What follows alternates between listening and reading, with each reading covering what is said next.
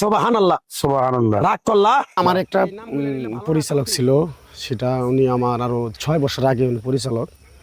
ওনার একটা নাটকে একটা কবিরাজের একটা অভিনয় ছিল, মানে ওখানে ওই নাটকের ভিতরে তার হাত দেখতে হবে। আমি ছিলাম জ্যোতিষ।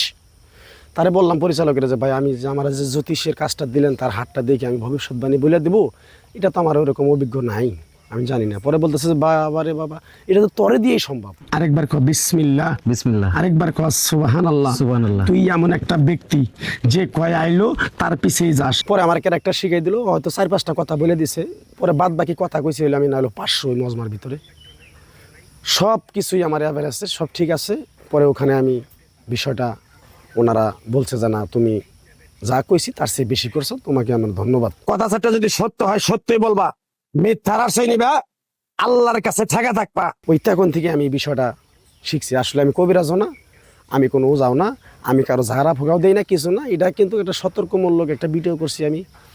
মানে আমার শুটিং শেষ হওয়ার পরে ওই ছেলেটা যাইতেছে, পরে ডাক দিয়ে আমি হাতটা দিকে দিছি, রাতের ভিতরে ভাইরাল হয়ে গেছে। তারা এসে তোমার পিছন থেকে ক্ষতি করার জন্য ঘুরে, কথাটা ঠিক না বে ঠিক? ঠিক। রাগ করলা?